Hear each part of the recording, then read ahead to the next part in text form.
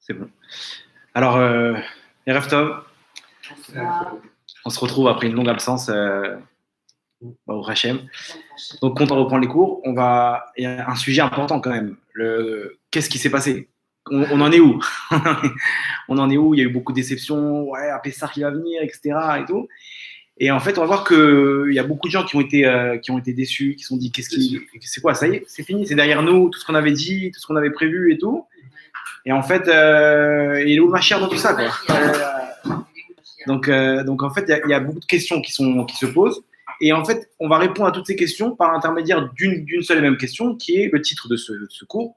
C'est quoi le Mashiach? À partir du moment où on sait ce que c'est le Mashiach, on pourra répondre à toutes les questions. Aujourd'hui, le manque d'informations qu'on a sur ce que ça doit être, ça nous pose des problèmes, parce qu'on s'attend à une personne qui va intervenir du jour au lendemain, à une date, à quelque chose qui va faire tout basculer, alors qu'en fait, c'est plus compliqué que ça. On voit que Baruch Hashem, l'image, elle s'éclaircit de plus en plus sur ce qui se passe. On croit qu'il y a certaines choses qui se passent. On voit Baruch Hashem que, bon, malheureusement, c'est plus en Israël, il y a une protection supérieure que dans les pays du monde, que ce qui se passe en Europe et aux États-Unis, même malheureusement, même sur la communauté juive. Et on voit que ça continue à frapper. En Israël, apparemment, ça a l'air d'être derrière nous. C'est quoi la suite? Qu'est-ce que les rabbinim ils disent? Tout ça, ça va être répondu dans une seule et même question. C'est quoi le Mashiach? C'est quoi cette entité-là qu'on appelle le Mashiach? Pas c'est qui? C'est quoi? C'est-à-dire, c'est quoi le but de cette... qu'Hachem, il a fait un monde où on va être en exil, on aura besoin d'une délivrance, et une personne va venir et va nous amener la délivrance finale. Pourquoi on est obligé de passer par un scénario de délivrance, de Yeshua, comme ça, de Géoula, avec la venue du Mashiach? Tout ça, on va essayer de détailler, d'expliquer, et j'espère que ça pourra répondre aux questions. Donc le Ramchal, Rabbi Moshe Chaim Lutzato, il dit, c'est quoi Mashiach? Mashiach, ça vient du langage, la racine c'est Meshik. Mashiach, c'est Meshik. Meshik, c'est quoi? C'est un pont. Un pont, c'est-à-dire un intermédiaire. Le Mashiach, si on rentre dans la racine de ce mot, ça veut dire intermédiaire. Intermédiaire, un pont, alors entre deux points, entre deux entités, deux choses, on va essayer de comprendre entre quoi et quoi.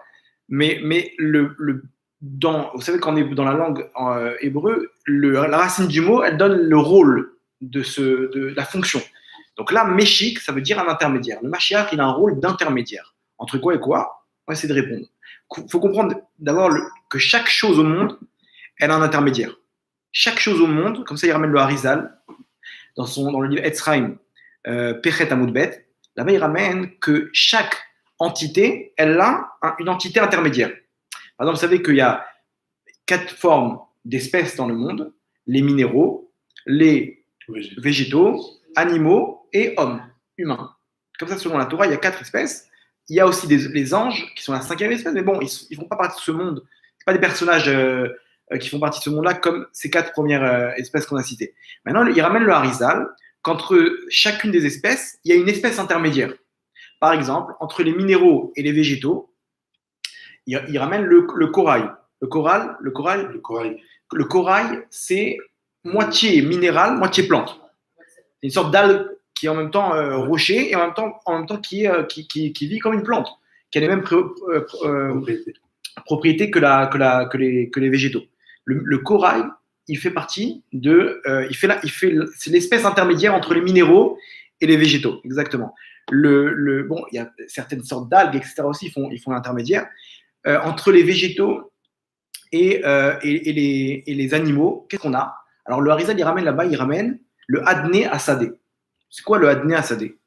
Adné Assadé, c'est une espèce qui ressemble à l'homme. Alors, c'est dans la Mishnah, on dit que ça ressemble à un homme, et le Harizal dit que ça ressemble à un chien. Et là-bas, alors à quoi ça ressemble? À un homme ou à un chien? En fait, ça ressemble à un homme, mais le Harizal, quand il dit que ça ressemble à un chien, c'est dans son comportement. C'est pas un homme qui va marcher, c'est un animal féroce, quoi. Il a l'apparence d'un homme, et il est relié à la terre par son nombril. Il a un genre de cordon ombilical, ok? Il est relié à la terre par son nombril, c'est-à-dire qu'il est enraciné dans la terre. Mais il a une forme animale, ok? Et si on lui coupe ce cordon-là, il meurt automatiquement. Comme ça, la Gemara nous ramène que cet animal-là, il était pendant les plaies des bêtes féroces en Égypte. Et bon, il sort de temps en temps. toutes les légendes qu'on a aujourd'hui, le loup-garou, etc., c'est qui ressemblent à un chien. Le loup-garou, c'est un homme qui ressemble à un chien. C'est peut-être de ça, un jour qui a attaqué un homme. Le mec, il a fui, l'autre, son ami, il est parti en courant. Il a raconté. Il y a un deuxième témoignage, troisième témoignage. Les vampires, tout ça, c'est des trucs qui tiennent, qui sont le fruit. C'est pas le fruit de l'imagination. C'est des gens qui ont vu des témoignages, plusieurs personnes qui ont réuni toutes ces légendes, tout ce qu'on. Mais de base, il y a quelque chose de vrai. Peut-être c'est ce Adna Sadeh. Ouais. J'ai vu aussi une feuille d'arbre. En fait, c'est un insecte. C'est une genre de mangue. Alors ça, c'est pas une menthe religieuse. Non, une mangue. Alors ça, c'est une espèce intermédiaire entre une feuille et les végétaux. Ouais. Et un insecte. Un animal. Ouais. Il y a aussi, comme ça, il m'a raconté mon rave. Il était un jour avec un tzaddik, un grand tzaddik. Ils sont partis à Méron, chez Rabbi Shimon Bar Yochai, et en plein milieu, il a dit au chauffeur, à ce tzaddik là, arrêtez-vous, il y a quelque chose d'intéressant ici. Et ils sont arrêtés. Il est revenu avec une genre de mangue. Il me raconte le Rav Tramou. Il nous racontait une mangue. Il ouvre la mangue et dans la mangue, il y a un oiseau. Un oiseau. Il a vu de ses propres yeux. Un oiseau que la mangue, dès qu'elle arrive à maturité, elle se fend et l'oiseau il s'envole. C'est un mélange aussi entre les deux espèces.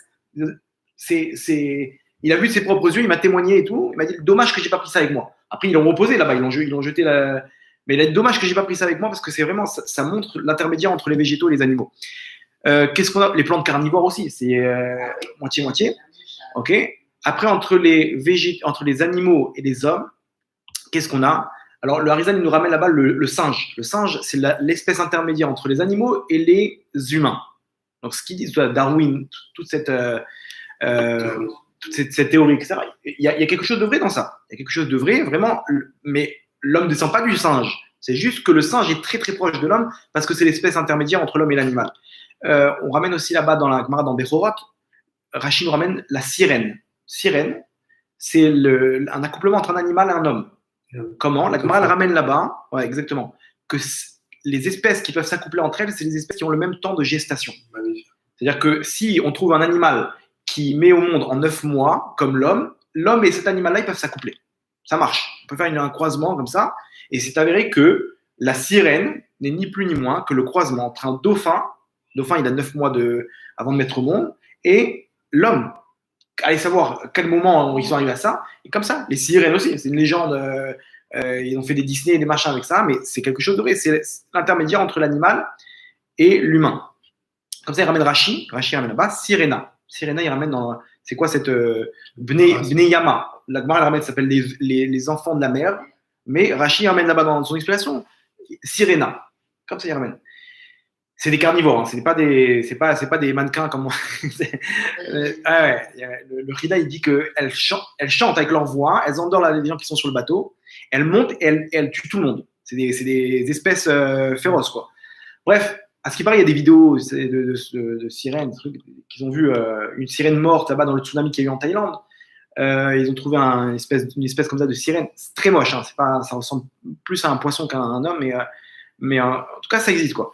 Et on aurait aussi entre l'homme et l'ange, les anges qui sont descendus à l'époque de Noah. Ils ont dit Hachem, pourquoi tu vas leur donner tout ce salaire et tout aux hommes? Alors Hachem leur a dit parce qu'ils ont un Yetzerara, ils ont un mauvais penchant. Et à partir de alors ils ont dit alors teste-nous aussi. Hachem il a pris 2 anges, il les a fait descendre, et là-bas ils ont fauté avec des femmes. Maintenant donc Hachem il les a fait revenir. Imaginez-vous des anges qui ont été matérialisés en hommes et qui ont fauté avec les femmes. Eux-mêmes, les anges, ils ont pour comprendre à quel niveau il était le Yetzirah là-bas.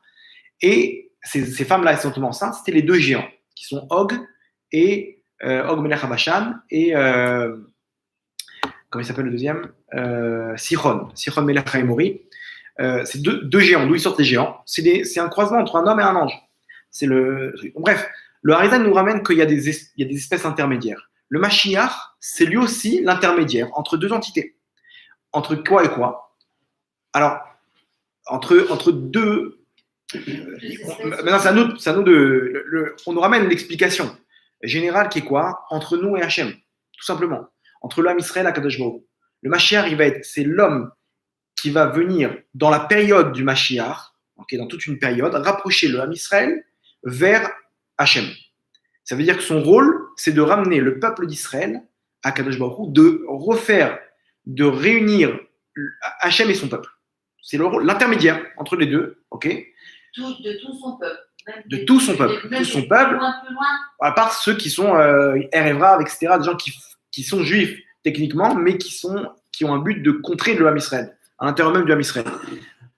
Qui, quoi, comment, etc., ça dépend de ceux qui veulent se rapprocher d'Hachem ou pas. Non, mais alors, pourquoi les Touré Karta ouais. Qui sont dans la Torah et tout ça, donc c'est pour Hachem, et qui sont contre Israël. Enfin. Non, eux, ils vont dire quoi? Eux, ils vont dire, leur théorie, c'est quoi? C'est tant que c'est pas le Mashiach qui domine, on veut pas de domination de quelqu'un qui va pas sur les règles de la Torah. Donc eux, ils refusent Israël, pas en tant que haine du Ham Israël, mais en tant que mentalité qu'on veut être dirigé par quelqu'un qui nous dirige sur les règles de la Torah. Donc pour ça, dès qu'on leur met quelqu'un qui laïque, automatiquement, ils reçoivent pas. Donc, mais ils sont pas contre le juif en lui-même. Le Ham Israël, ils sont pas contre. Ils sont contre le gouvernement laïque qui dirige, qui leur donne des ordres et quoi faire et quand faire, etc. Et ça, ils sont contre. Et ils brûlent le drapeau d'Israël, pas contre la haine du Ham Israël, mais contre la haine de l'État laïque qui a été formé ici et qui, selon eux, fait du mal au Ham Israël. Maintenant, donc ce qui est évident, c'est que donc, ce qui est intéressant, c'est que le Gilgoul du Mashiach, la réincarnation du Mashiach,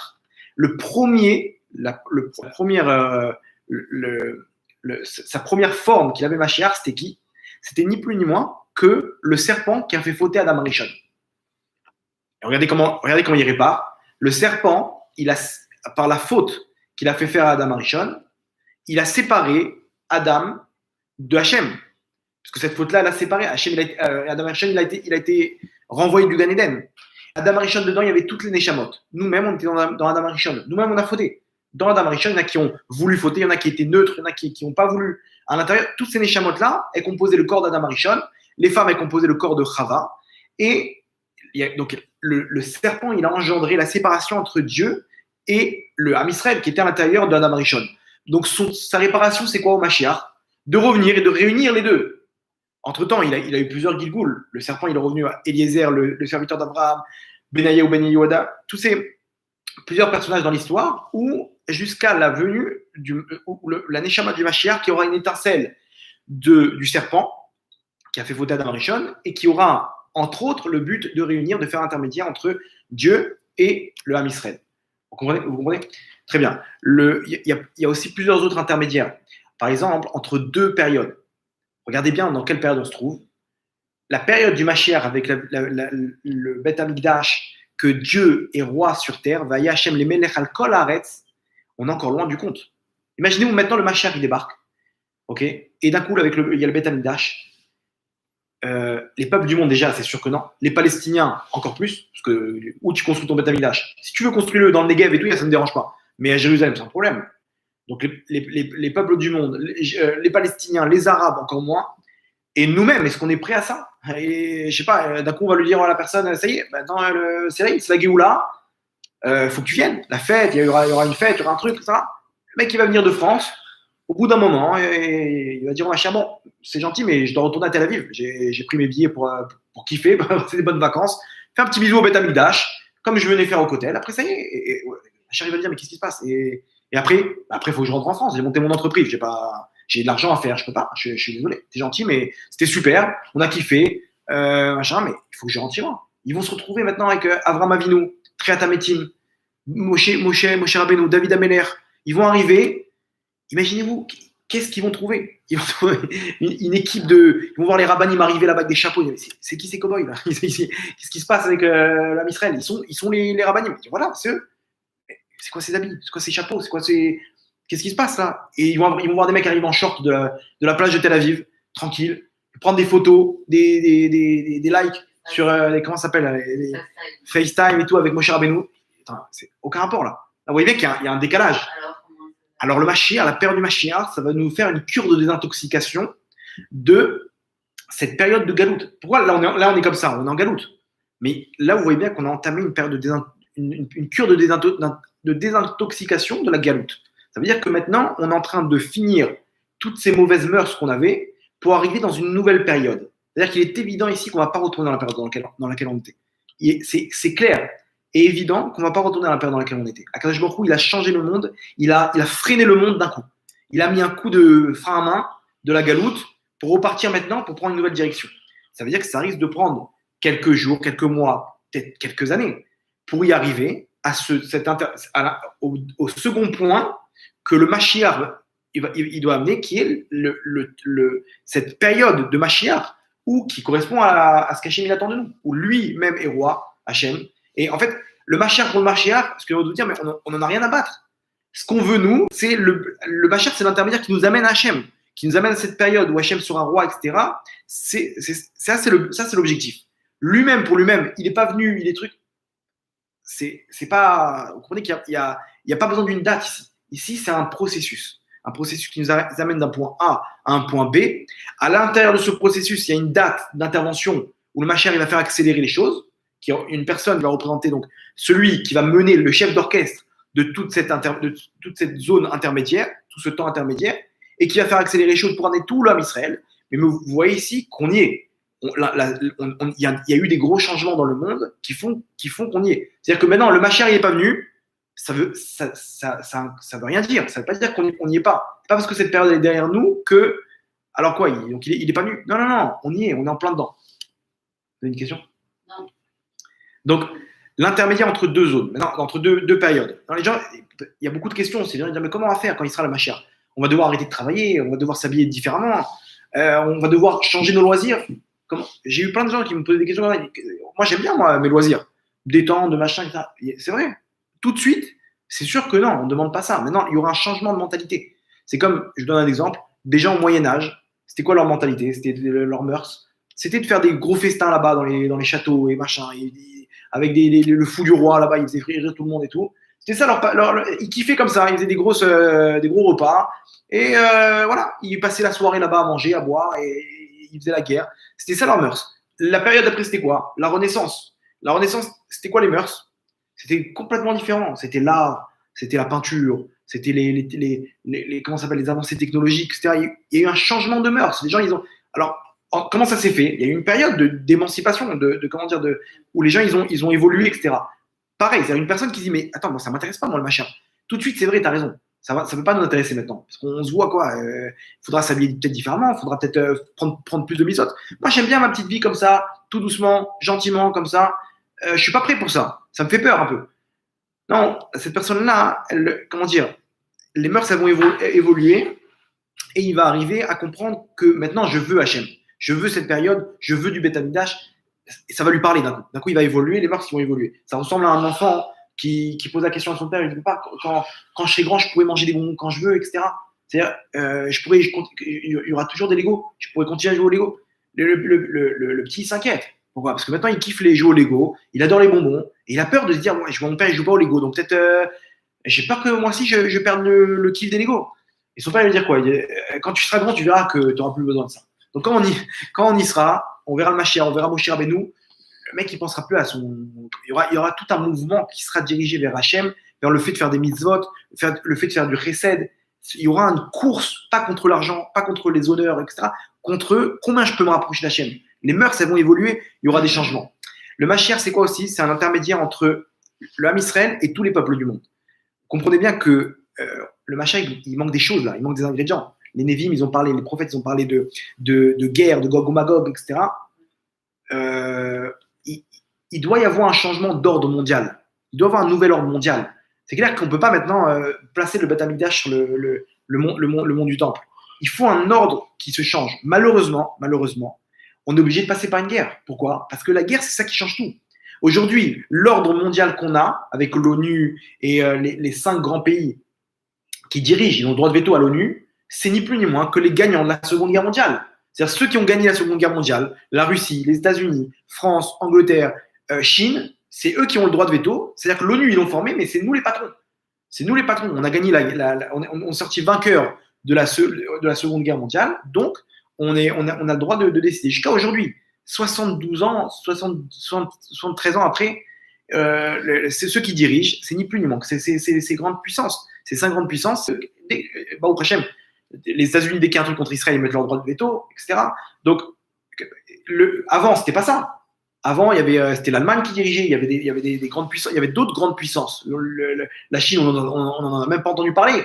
Il y avait d'autres puissances. L'ordre, il a été complètement changé. Pour que Israël monte avec le Mashiach à la tête, il y aura un changement d'ordre mondial. Ça ne pourra pas se faire comme ça. Ça prendrait des années en tout cas. Déjà, ça fait des mois que ça va commencer à devant Israël, justement par le comportement qu'il est vécu. C'est vrai. Le grand, sur la façon dont il a mené la Mais d'un autre côté, quand il parle d'annexer les territoires palestiniens, d'un coup la France y retourne dans l'Est. D'un coup, des menaces et des trucs, l'Europe entière. Ça veut dire quoi? Ça veut dire qu'ils ont gardé leur même mentalité. Ils admettent la puissance technologique d'Israël, militaire, intellectuelle, etc. Mais d'un autre côté, ils ont quand même des lignes de conduite à suivre. Donc, comment on peut changer ça? Si demain Israël devienne la surpuissance, avec ces idées-là, les gens ils vont pas discuter. Ils vont pas discuter de la grandeur d'Israël. L'ordre mondial, il va changer. Donc ici, il manque des ingrédients. Entre Israël et les peuples du monde, le but, c'est pas de combattre les peuples du monde. C'est d'arriver à ce que chacun il serve Hachem. En tant que juif, comme en tant que goy, comme en tant que non-juif. Que va Hachem les Meler, Hachem il sera roi, al kol haaretz, sur toute la terre. Ça veut dire sur Israël, sur les goïms. Maintenant, c'est sûr que les goïms qui seront contre Israël, qui ont fait du mal à Israël, ceux-là, Hachem il va devoir frapper. Pourquoi? Pour montrer sa vengeance. Tout le mal que vous avez fait pendant l'exil à mes enfants, maintenant, on va arriver les comptes. Donc, ça, c'est comment ça s'appelle? Un autre rôle du Mashiach. Un autre intermédiaire qu'on peut trouver à l'intérieur même du Ham Israël, entre toutes les différences qu'il y a entre les Sfaradim, les Ashkenazim, les Breslev, Chabad, Chassid comme ça, Datiloumi, Haredim, laïc, il y a que des différences. Malheureusement, on voit quand il y a des élections, c'est la guerre, c'est la chamara à fond. Quand il y a la guerre, tout le monde est uni. Mais le Mashiach, il va donner quelque chose, il va donner la ligne de conduite qui va attirer tout le monde. Que tout le monde sera, ça sera au-dessus de tous les enseignements qu'ils ont reçus. Même, je sais pas, quelqu'un qui a reçu de tel rave, de son admour, de son rave, il va entendre ça, il va comprendre que les paroles de son rave, elles sont incluses dans ça. Et en même temps, le laïc, lui, il avait une vision d'Hachem, il va voir aussi que ça lui parle. Il y aura un enseignement universel, même un non-juif, il va être séduit par ça. Parce que c'est la parole d'Hachem. La Torah qu'on a aujourd'hui, c'est la Torah qui vient du monde de la Bria. Ça commence par Bereshit, c'est le Bet, c'est la Bria. Bria, c'est l'avant-dernier monde qu'il y a. La Torah qu'on va recevoir, c'est la même Torah, mais l'interprétation, elle va commencer par Aleph. C'est Atzilut, c'est le monde qui est au-dessus. Ça va être encore plus profond que ça. On comprendra l'objectif du mal dans le monde. Tous ces trucs-là, on va les voir différemment. Bref, en tout cas, on voit que maintenant, par rapport à ça, si le but c'est d'arriver à un point, de passer d'un point A à un point B, on voit qu'ici, il ne s'agit pas d'une date. Les gens, ils attendaient une date. C'est pour ça qu'ils étaient déçus. Pessah. Allez, ils étaient prêts et tout. T'as entendu un chauffard? Les gens, ils étaient à l'affût comme ça. C'est vrai, c'était d'un autre côté. Après, ils ont dit non, peut-être le 7e jour de Pessah. Pourquoi? Parce que c'était l'ouverture de la mer Rouge. La délivrance finale, en fait. C'était à ce moment-là qu'ils ont Et ils ont entendu rien du tout. Peut-être l'Akba Omer, peut-être Yom HaTzmaut, la délivrance de l'État d'Israël. Peut-être qu'il y aura la délivrance finale aussi. Allez savoir.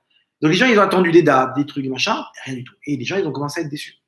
Maintenant, qu'est-ce qu'on peut leur répondre maintenant selon la question qu'on a posée, selon les réponses qu'on a données? C'est pas une date, c'est un processus. C'est des étapes. Des étapes où on va arriver à Hachem, le peuple d'Israël va se rapprocher d'Hachem, et à l'intérieur, il y aura le dévoilement du Mashiach. Alors regardez ce qui s'est passé en Égypte. En Égypte, je ne sais pas si vous connaissez ce midrash, il y a un midrash qui ramène comme ça que il y avait une femme qui est enceinte, qui pétrissait le ciment, là-bas, la terre avec l'eau et la paille, etc., pour faire des briques. Elle était enceinte et douée, tellement qu'elle piétinait comme ça la pâte quoi, de ciment, le bébé il est tombé de son ventre, elle a fait une genre de fausse couche, quoi. Il était prématuré et il est mort tel quel comme ça, dans le ciment. Et elle a pris ce bébé, etc. Et elle a pleuré Hachem. Elle a dit jusqu'à quand on va souffrir? Regarde dans quel état on est. Une femme enceinte, elle n'a pas de congé payé, machin, rien du tout. Tu travailles, tu es enceinte comme tel quel. Et l'ange l'ange Gabriel, je crois, il a pris la Neshama, il a mis devant le trône céleste. Il a dit à Hachem, regarde tes enfants comment ils souffrent. Et Hachem, il a dit, à ce moment-là, il se rappelle de tout. C'est là qu'on dit qu'il a écouté la plainte de l'âme Israël. C'est-à-dire que cette prière-là, c'est la goutte d'eau qui a fait déborder le vase. Et là, qu'est-ce qui se passe? Hachem, il se dévoile à Moshe. Moshe, il est à Midian. Hachem, il se dévoile à lui. Et il lui dit, va délivrer l'âme Israël. Là-bas, pendant une semaine, il négocie avec Moshe. Moshe, il veut pas. Il dit, mais qu'est-ce que je sais pas parler. Et mon frère, il est plus grand que moi. Et moi, je vais arriver, j'étais pas avec eux. D'un coup, je vais venir comme une fleur, comme ça, et tout. Et il me prie que je suis avec mon beau-père. Il m'a nourri, logé, etc. Une semaine. Hachem, il essaie de convaincre Moshe. Moshe, il veut pas. Et même quand il a commencé à partir, quelques mois après, il arrive en Égypte. Il y a eu l'épisode là-bas où, en plein milieu, il a été attaqué par le serpent. Ils ont dû revenir. Il a raccompagné sa femme et ses enfants. Il est reparti. Il a rencontré Aaron dans le désert, etc. Là-bas, j'ai vu une midrash, je crois 6 mois ça a pris. Au moment où il a mis le premier pied en Égypte, au moment où Hachem s'est dévoilé, le moment où il a mis le premier pied en Égypte, j'ai vu un midrash comme ça de 6 mois. Dans le Me'am Loez, il y a eu 6 mois d'intervalle. Et là-bas, il se dévoile. Il est parti voir les grands. Non, le commun des mortels là-bas dans l'âme Israël. Cette femme-là, on va prendre l'exemple de cette femme qui a prié. Elle va se dire quoi? Elle va se dire, je sens que ma prière, elle a fait des fruits. Et pourtant, peut-être 6-7 mois après, elle a entendu parler de Moshe Rabbeinu, que ça y est. Elle ne sait pas que ça a commencé, en fait, à ce moment-là. Et maintenant, même quand Moshe est arrivé, quand est-ce que l'homme Israël, il est devenu, Vayaminu Bachem ou Moshe Avdo, ils sont arrivés maintenant à se rapprocher, à croire en Dieu et en Moshe, son serviteur, au moment de l'ouverture de la mer Rouge. Combien de temps il y a eu après? Il y a eu 1 an de plaie, je crois, une année de plaie entière, et le temps de sortir quelques jours après, quoi, on va dire, il y a eu de moments où Hachem il a décrété la Géoula, la délivrance, il y a eu peut-être plus d'1 an et demi qui est passé au moment de la délivrance finale. En 1 an et demi, Hachem il a transformé de ce peuple qui était des idolâtres, qui avaient tout perdu de leur valeur, à part quelques valeurs, qui sont devenus l'âme Israël, qu'on a connu là-bas dans la Torah, qui ont cru qui ont eu la émouna en Dieu, ils ont eu une transformation complète. Combien de temps ça a pris? Plus d'1 an et demi. Donc vous voyez que l'intermédiaire ici, il y a eu une période. Donc maintenant, à nous de savoir en fait maintenant, parce qu'on peut poser une question, dire d'accord, on a compris, donc là, on peut comprendre qu'on est dans le processus. On a commencé le processus, quand est-ce que ça va arriver? Ça peut être demain, comme dans 1 an, comme dans 6 mois, comme dans 2 mois, comme dans 2 semaines, comme dans 3 jours, on ne sait pas. Mais ici, on voit bien que Hachem il est en train de accélérer les choses. Il y a une mitzvah de l'attendre chaque jour, bien sûr. Chaque jour, il peut arriver. C'est-à-dire qu'en 2 secondes, Hachem, il peut faire le scénario. C'est-à-dire qu'il peut le faire venir et que le Mashiach lui-même, maintenant, il va faire accélérer les choses. Il marque le cadre entre le Rabbi de Lubavitch et le Rav Kook. Le Rav Kook, le premier Rishon LeZion, le Rabbi il dit que tous les jours, il peut venir. À n'importe quel moment, il peut venir, il faut y croire, etc. Le Rav Kook, il dit non, c'est une période, c'est un processus. Alors, les deux, ils ont raison. C'est un processus où à l'intérieur, il peut venir à n'importe quel moment. Vous comprenez? C'est-à-dire que les deux, ils sont en marge, mais l'un rentre dans l'autre. Vadaï qui peut arriver à n'importe quel instant. Mais dans la période de processus, ça peut commencer avec le Mashiach, ou le Mashiach, il peut venir à la fin de ce processus. Il peut venir à la fin, dans les quelques mois qui restent à la fin pour mener la guerre, etc.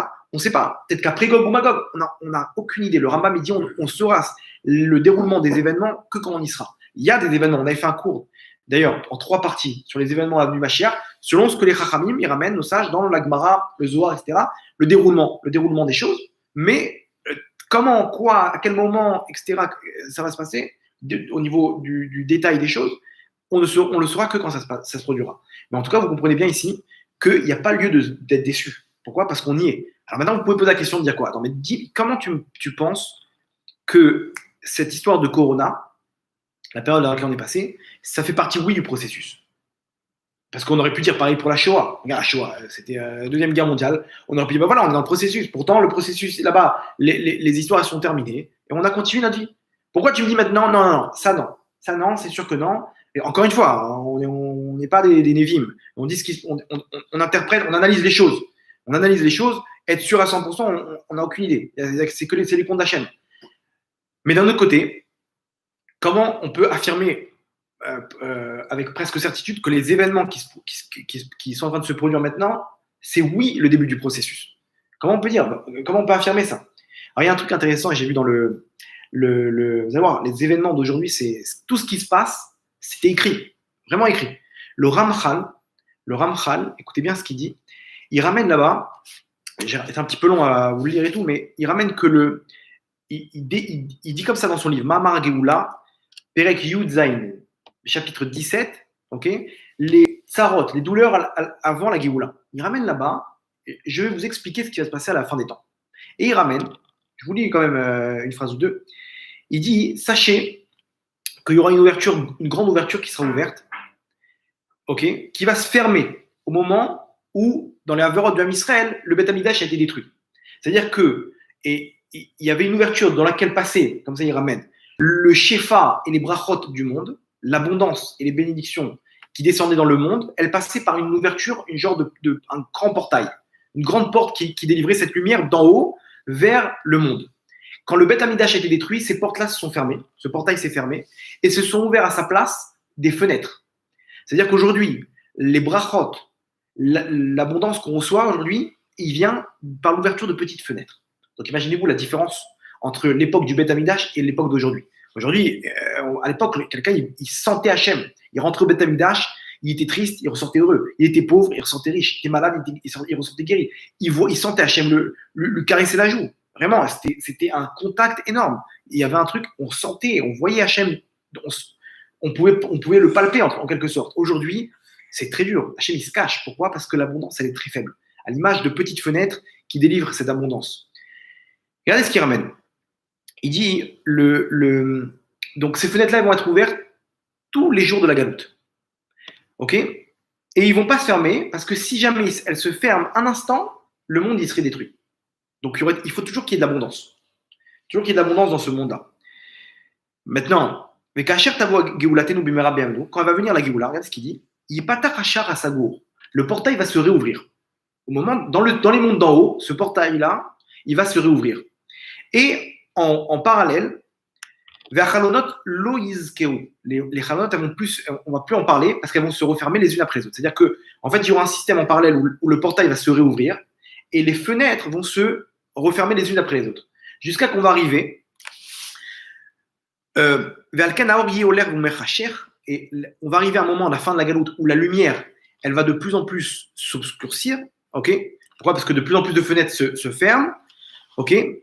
Parce que les fenêtres se ferment. Par contre, la lumière, le portail s'ouvre, mais cette lumière-là, elle ne se dévoile pas encore. Quand est-ce qu'elle va se dévoiler? Quand les dernières fenêtres vont se fermer. Automatiquement, regardez ce qu'il dit, pendant un moment, les fenêtres elles vont se fermer totalement. Et à l'instant même où elles vont se fermer, vont se dévoiler les ouvertures. La lumière qui est venue à l'origine de l'ouverture de ces portes-là va prendre le relais. Cette lumière-là va prendre le relais. Donc, en fait, vous comprenez bien, regardez ce qu'il dit. Au moment où elles vont se terminer, les derniers instants, juste avant qu'elles vont se terminer, Nirit peulatam lemata veu et hashirat dola. Qu'est-ce qu'on va voir en bas? Comment ça va se matérialiser? Par un moment d'obscurité, par un gdola, comme ça il ramène. Et hashirat gdola. Énorme. On va se retrouver dans un moment d'obscurité énorme. C'est quoi ce moment d'obscurité? Regardez bien. C'est quoi l'abondance? Qu'est-ce qui ramène aujourd'hui l'abondance dans le monde? Les tfilotes. Quelqu'un il dit voilà, comment je fais pour avoir de l'argent, la parnassa, la santé, l'abondance? Une personne elle veut des choses dans ce monde-là, quels sont les moyens pour y arriver? La tfila, l'imouda Torah, le shalom, comment s'appelle le l'imouda Torah, on a dit la tzedaka, le chesed, le mikvé, la pureté, etc. Toutes ces choses-là, elles se sont fermées les unes après les autres. Avec l'histoire du corona, on n'arrivait pas que dans un pays, dans tout le monde, toutes les synagogues du monde, même à Honolulu, elles étaient fermées. C'est-à-dire que la personne, elle veut déclencher de l'abondance, elle veut aller prier, elle ne peut pas. Alors il a dit, ça ne pourra pas se fermer totalement. La personne, elle peut continuer à prier. Mais là, on voit que c'est quelque chose qui a touché tous les juifs du monde. C'est une abondance dans le monde entier qui a été coupée. Mikvé, fermé. Chesed, à qui on va donner la tzaka? Déjà, les gens, ils ont des problèmes économiques. En plus, voilà, dans la synagogue, tu pouvais donner il y a quelqu'un qui passe, tu lui donnes une petite pièce, il y a des accords pour mettre, etc. Mais aujourd'hui, comment? En plus, les gens, ils n'ont plus les moyens, ils n'ont pas travaillé pendant 1 mois, 2 mois, 3 mois. Ils ont tous arrêté leur virement automatique qu'ils faisaient pour des yeshivot, pour des kolélim, etc. Enfin, je connais plein de kolélim qui sont en difficulté à cause de cette histoire. Les gens, ils étudient plus la Torah. Les kolélim, ils sont fermés. Les synagogues sont fermées. Il peut étudier chez lui. Encore une fois, c'est pas complètement fermé. Chesed, il n'y a plus. Limouda Torah, le Limouda Torah, c'est une abondance énorme. Quelqu'un qui étudie la Torah, il rajoute une demi-heure, une heure, même dans la semaine, il s'amène sur lui une atzlacha énorme, une réussite énorme, une bracha énorme dans sa vie, dans tous les domaines. Le mec, il est enfermé avec sa femme. Au bout d'un moment, il en a marre. Même le shalom bayit, ce qui amène l'abondance aussi, il a perdu. Il est complètement, le nombre de divorces qu'il y a eu après le confinement qu'il y a eu en Chine, c'est énorme. En Italie, pareil, ils attendent là le monde. Les mecs qui sont prêts, ils attendent. En Italie, les femmes, elles se laissent pas faire. Ils attendent le moment où ils vont sortir totalement et il y aura des divorces en pagaille, parce que les gens, ça y est, ils en ont marre. Ils sont restés enfermés avec leur femme. Ils en pouvaient plus. Ou leur femme avec leur mari aussi. C'est pas que dans un sens. Maintenant, ici, tout s'est fermé. Toutes les choses qui amenaient l'abondance, c'est pas comme à l'époque, par exemple, de la Shoah, hein, où il n'y a qu'en Europe où ils priaient plus. Mais au Maroc, en Tunisie, en Israël, ils continuaient. Là, tout le monde, dans tout le monde, les synagogues étaient fermées. À double tour, enchaînées, les mikvés, tout était fermé, il n'y avait plus rien à faire. Donc, regardez comment, pas totalement, on peut continuer à prier, à truc, bon, prochain jour, c'est ouvert. Mais regardez ce qu'il dit, donc c'est Veu être Hashirat Dola, un moment énorme d'obscurité. Veu lo ya'amod arbe. Par contre, il dit, ça ne tiendra pas beaucoup. On l'a vu, Baruch Hashem, ça a repris. Ça ne tiendra pas beaucoup, mais les gens, ils s'étaient perdus. Vraiment, comment on fait quand les synagogues, il n'y a plus rien. Le monde, imaginez-vous, il a tout perdu. Kiptirat Hachar Itrazek Yashuva Ochazak et Barishona. Ok, donc il ramène que la lumière, ce moment-là, il pourra pas, il arrivera à un moment très fin, mais la lumière qui aura en haut, elle va pouvoir à ce moment-là déborder, qui est la lumière du Beth Amikdash. Donc là, maintenant, on est reparti. Quand est-ce qu'ils ont ouvert les synagogues? Aujourd'hui, au Hachem, Beshat Tova. Et aujourd'hui, regardez le petit clin d'œil, c'est la Iloula du Ramchal. C'est celui qui ramène ça, c'est le Ramchal. Aujourd'hui, c'est la Iloula du Ramchal, le jour même où on réouvre les synagogues. Imaginez-vous le clin d'œil d'Hachem. Quand il nous fait comprendre que ce qu'il a dit le Ramchal, c'est ça, on y est. Maintenant, je vous redonne les synagogues, je vous redonne le Limouda Torah. Regardez, on est revenu dans les Shiurim, etc. Le jour où le Ramchal, et lui-même, il ramène ça. Donc, regardez le petit clin d'œil, comme quoi vraiment, le Ramchal, il a parlé. Il dit ça, c'est le moment juste avant la Géoula. Il y aura un moment comme ça comment dire, toutes les fenêtres vont se fermer. Pourquoi? Parce que maintenant, c'est l'ouverture de la porte. Maintenant, on rentre. Cette période de Corona, elle est terminée. Vous croyez que c'est terminé? Non. Maintenant, on est dans la prochaine étape. Processus, prochaine étape. On ne rentre pas dans le monde qu'il y avait avant. Maintenant, on passe à la deuxième étape. Tout ça, c'était pas stable. Cette période-là n'était pas stable. On arrive au plus petit niveau. On va voir pourquoi. On va expliquer pourquoi Hachem a fait cette période-là. Blinéder. On va essayer d'expliquer. On ne peut pas entrer dans les comptes d'Hachem, mais plus ou moins, quand on analyse un peu à distance. Et vous voyez que le moment d'obscurité, d'abondance qui était ces fenêtres-là, elles sont fermées. Pourquoi? Pour arriver au Beth Amikdash. Maintenant, la prochaine étape, enfin l'étape finale, c'est Hachem. C'est lui la grande lumière. C'est avec sa maison qui est le Beth Amikdash, le Mashiach, le peuple, le Ham Israël sur sa terre, etc. C'est ça le truc. Et entre nous, toute cette situation-là, c'est une situation a posteriori. Parce que quand il y aura le Beth Amikdash, il n'y a plus besoin de synagogue. Les prières, elles remplacent les corbanotes. Elles remplacent les sacrifices.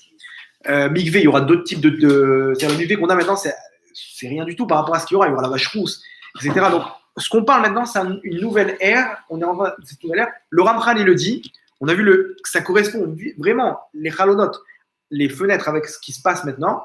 Et donc, c'est quand même une allusion qui est quand même assez importante pour dire que oui, on est rentré dans ce processus-là. Ce qui s'est passé maintenant, même à la Shoah, c'est pas produit. Le moment où tout sera fermé. Toutes les fenêtres. On aurait pu dire peut-être que ce qu'il a parlé, le Ramchal, c'est la Shoah, le moment d'obscurité énorme et tout, et qu'on est reparti avec la création de l'État d'Israël. Voilà, on y est. L'ouverture non, là, il te dit, ça ne tiendra pas beaucoup. Et l'obscurité, elle sera pour tout le monde. Toutes les fenêtres, elles vont se fermer. Elles vont se fermer, et là, on le voit que dans tout le monde, tout ce qui a amené l'abondance et les brachot dans le monde, elles étaient coupées. Elles étaient fermées, pas à 100%. Vous pouvez quand même prier chez soi, etc., étudier la Torah chez soi, chacun, avec même sur Internet.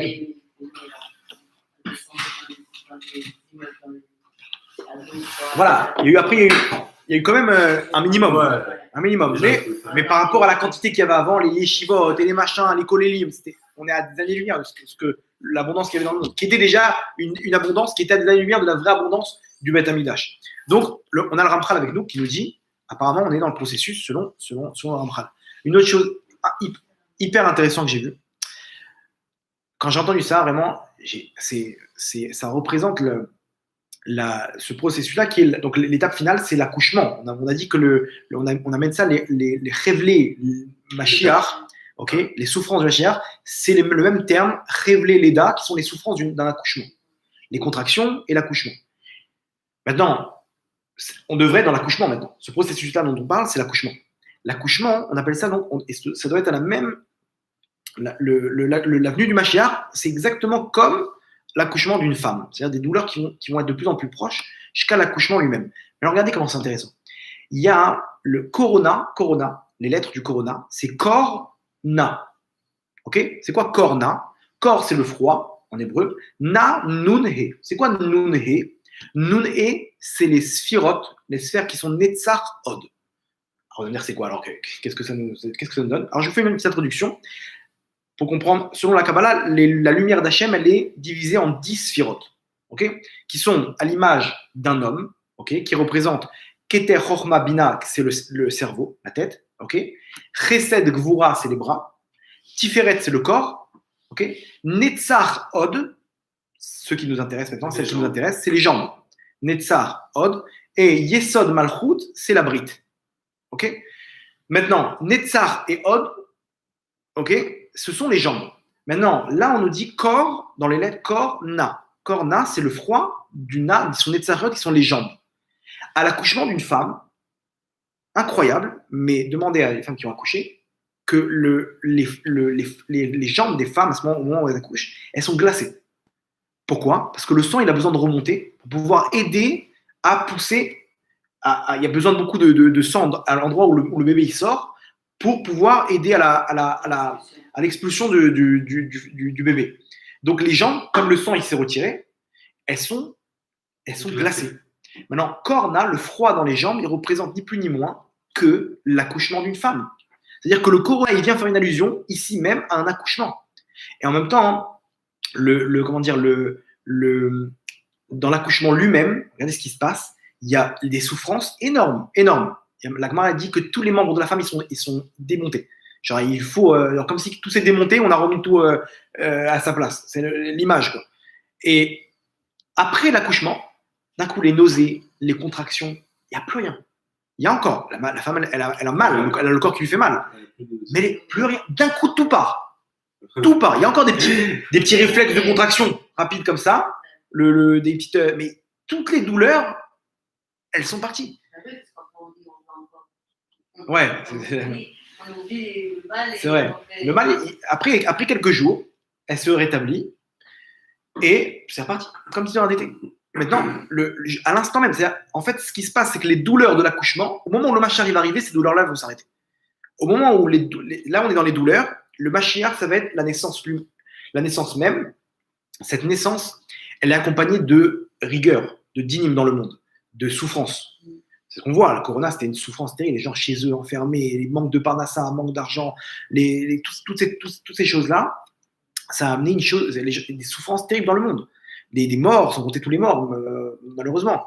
Et donc, maintenant, ces souffrances-là, et c'est pas terminé, vous savoir les prochains, on parle, comme on a dit, de guerre, etc. On voit maintenant une guerre se dessiner aussi, on va y venir aussi dans la suite. Mais en tout cas, ces souffrances-là, elles sont représentées par le sang. Le sang, ce qui est rouge, ça représente les souffrances, les dinim, la rigueur. Maintenant, le sang lui-même, on a dit qu'il remontait en haut. Et une fois que la femme elle accouche, le sang, il est expulsé avec.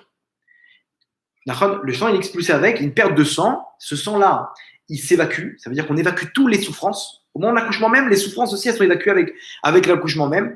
Et le sang qui reste, il est transformé en lait.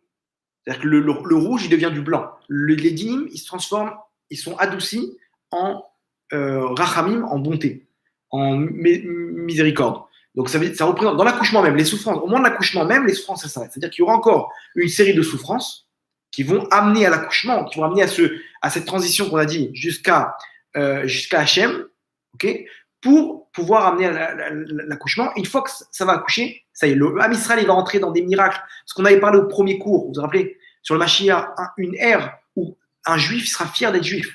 Les gens, ils vont voir comment un juif, il est gâté par Hachem, tous les miracles qu'on parle, etc., qu'on va oublier la sortie d'Égypte par rapport à ce qui va se passer. Ça, c'est au moment de l'accouchement même. L'accouchement même, les souffrances vont s'arrêter. Et là, on va basculer comme dans la sortie d'Égypte. Il y a eu des souffrances jusqu'à les premières plaies, qui étaient du sang d'ailleurs. La première plaie, c'était du sang. Et on va basculer à ce moment-là après, les bénis Israël, ils étaient tranquilles. Ils étaient spectateurs de la délivrance d'Hachem. Il y a eu, c'était quand même, comment dire, ça a secoué quand même les 10 plaies, etc. Ils ne savaient pas ce qui allait se produire et tout dans la suite, mais on voit maintenant avec du recul que c'était une période où ils étaient vraiment gâtés par ce qu'Hachem leur a fait.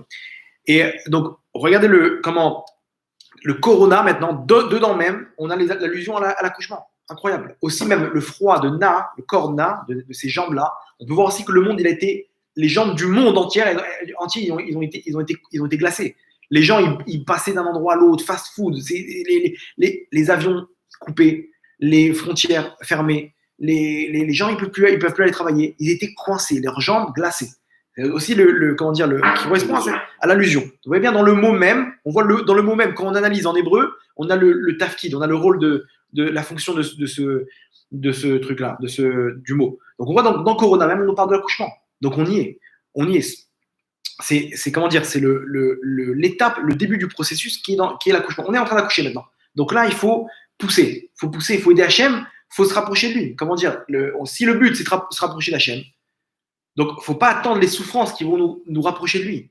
Le bâton où Hachem nous tire l'oreille, allez, viens, comme un père envers son fils, qui veut qu'il aille dans le droit chemin, et qui est obligé de lui attraper l'oreille, il est obligé de sévir. Enfin, la savate, je sais pas, chacun selon son truc.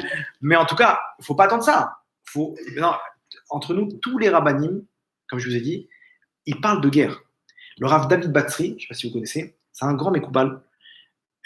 C'est peut-être aujourd'hui un des plus grands qui est aujourd'hui la yeshiva de Mekoubalim à Jérusalem. Il a perdu sa femme le jour de Pessah, le jour même. Cette année. Sa femme, la veille, elle a fait un rêve.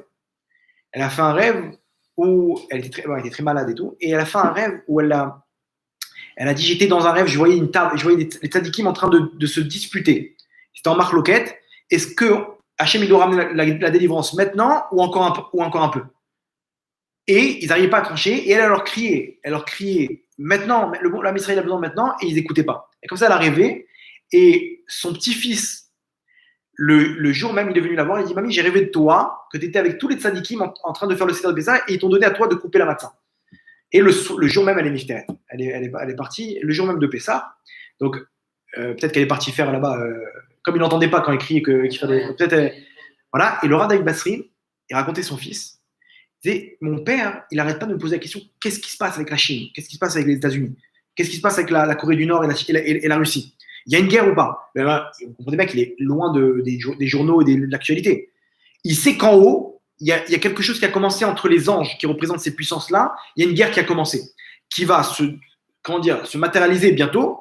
Et il sait très bien. Maintenant, lui, il pose la question, qu'est-ce qui se passe? Il y a quelque chose avec la Chine, qu'est-ce que j'ai avec les États-Unis? Maintenant, comment il peut savoir qu'il y a une tension entre les États-Unis et la Chine? Vous savez ce qui se passe? Les États-Unis, ils ont commencé à porter plainte contre la Chine parce que le virus, ils ont des preuves que ça vient du laboratoire là-bas à Wuhan, dans la province où tout a commencé. Alors maintenant, ils ont 600 milliards de dettes à la Chine, les États-Unis. Ils leur ont dit, on va porter plainte. Ils ont prévu là-bas, je sais pas, 1000 de trillions de dollars de dédommagement, et que si la Chine ne leur donne pas, ils vont se déduire de leurs dettes. Maintenant, la Chine, ils vont passer à côté d'une dette de 600 milliards de dollars. Pas du tout. Il y a 5 porte-avions qui sont en mer du Sud, là-bas, proche de la Chine. L'Angleterre, ils sont postés là-bas. Ils veulent en découdre avec la Chine. Ils ont vraiment envie d'en découdre avec la Chine. Trump, il ne veut pas lâcher l'affaire. Surtout qu'au niveau économique, la Chine, ils font des dégâts terribles aux États-Unis. Et pour eux, c'est la Chine qui a fait ça. Trump, il a dit, c'est pire que Pearl Harbor, ce qu'ils ont fait. Pire que Pearl Harbor. Au Pearl Harbor, ils ont déclenché la guerre avec le Japon. Donc, 100 000, presque 90 000 morts. Les États-Unis, ils veulent en découdre. Surtout que la Chine, ils veulent aussi en découdre. Ils veulent reconquérir tous les territoires là-bas. Taïwan, ils admettent que c'est à eux, Taïwan. La Corée du Sud aussi. Ils sont alliés avec la Corée du Nord là-bas. En 2 secondes, imaginez-vous bien le scénario. On peut arriver dans une troisième guerre mondiale où en quelques minutes, la moitié du monde il est rasé. Parce que c'est pas une guerre d'avion, c'est une guerre de bombes nucléaires. La Chine, ils rigolent pas. Ils ont fait un test de bombes nucléaires à basse intensité chez eux pour montrer, vous voulez attaquer, il n'y a pas de problème. On vous montre qu'on a des bombes nucléaires. C'est-à-dire qu'en plus, les problèmes économiques, ils poussent les pays à faire la guerre. Quand tout va bien, on n'a pas besoin de rentrer en guerre. Pourquoi on va rentrer en galère maintenant? Mais quand tout va mal, on n'a plus rien à perdre, donc il y a là, on y va. Et le Rav David Batri parle de ça. Le Rav Yeshayahu Pinto, il a lui-même, avant que tout commence, il a dit: j'ai fait un rêve où il y a quelque chose de très grave qui va arriver dans le monde. Quelque chose de très très grave qui va secouer le monde. Quelques jours après, l'histoire du Corona a commencé. Il a dit lui-même à l'Akba Omer, tout va s'arrêter en Israël. Et effectivement, Baruch Hashem, regardez, tout a repris. Il y a encore des trucs, mais on voit que vraiment, on a l'impression que c'est derrière nous. Et il a dit aussi, je vous dis la suite de ce qu'il a dit, il a dit qu'il y aura un très grand tremblement de terre dans le monde, des catastrophes naturelles qui vont secouer le monde. Il y aura quelqu'un de très grand qui va mourir, et de là va déboucher une très grande guerre. Comme ça, il ramène dans les prochains mois. Prochains jours, prochaines semaines, on ne sait pas. Mais en tout cas, on voit que tout se dessine maintenant. Que on est à l'aube d'une troisième guerre mondiale. États-Unis, Chine. Les rabbinim en parlent. Le Rav, vous vous rappelez, je vous avais parlé d'un Rav des implantations qui avait il donnait le cours de l'or, les bons plans, etc. Il a dit, cette personne-là qui est en contact avec lui, elle a ramené en témoignage, il m'a dit maintenant de mettre de la nourriture de côté parce qu'il y aura une très grande guerre. Comme ça, il a parlé. Et il m'a dit d'investir dans l'or. Donc, je vous donne autant le tuyau. Si vous voulez investir dans l'or, apparemment, ça va augmenter. Le cours de l'or, il risque d'augmenter. Lui aussi parle d'une guerre, une très grande guerre. Est-ce qu'il y aura des problèmes, il y aura des problèmes, etc. Est-ce qu'Israël va être touché? Les tzadikim, ils parlent qu'Israël ne va pas être touché. Mais attachés.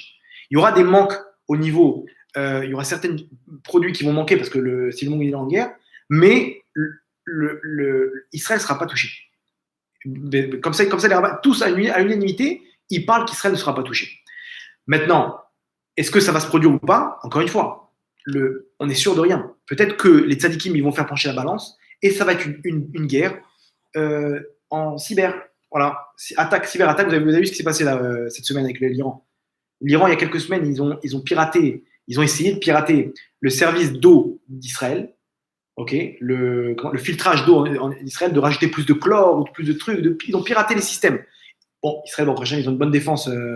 Ils ont attaqué sur le mauvais terrain. Pourquoi? Parce qu'Israël, ils ont riposté. Ils ont bloqué pendant une semaine presque le port principal iranien, là-bas dans le détroit de Hormuz, là-bas où il y avait des files d'attente de bateaux de kilomètres et kilomètres. Et ils ont tout bloqué. Ils racontaient là-bas les ingénieurs. En un instant, tous les ordinateurs ils sont éteints.